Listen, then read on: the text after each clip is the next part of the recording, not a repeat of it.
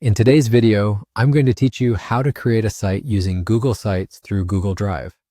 Whether you're looking to establish a personal portfolio or set up a simple page for a project, Google Sites offers a user-friendly and accessible way to get started. By the end of this guide, you'll have your very own site ready to customize further. Let's dive straight into the process. First, you'll want to navigate to Google Drive. You can do this easily by opening up your preferred web browser and typing in drive.google.com, which will take you directly to your Google Drive homepage. If you're not already signed in, you'll be prompted to log in using your Google account.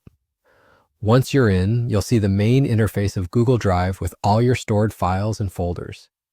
Next, you'll notice a button labeled New on the left-hand side of the screen, a gateway to creating new files and documents. Click on this New button and a drop-down menu will appear, showcasing various options for what you can create. From the menu, hover your mouse over the option labeled More at the bottom to reveal additional choices. Google Sites is a powerful tool that's a bit tucked away, so hovering over More will present you with further capabilities beyond standard document creation. After expanding the More options, you'll see Google Sites listed there. Click on Google Sites to open up a new tab dedicated to crafting your website. This new tab is where you'll bring your site to life, providing both a blank canvas and all the tools you need. Once the Google Sites editor opens, the first thing you'll want to do is to enter a title for your site. This title is crucial as it defines the purpose of your site and will also appear as the label on the browser tab when people visit your site.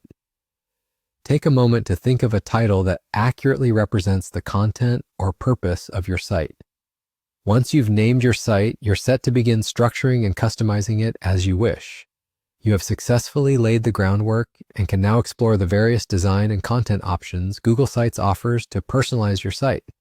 Remember, this is just the starting point. You can now start adding text, images, and other features to make your site visually appealing and informative. And there you have it.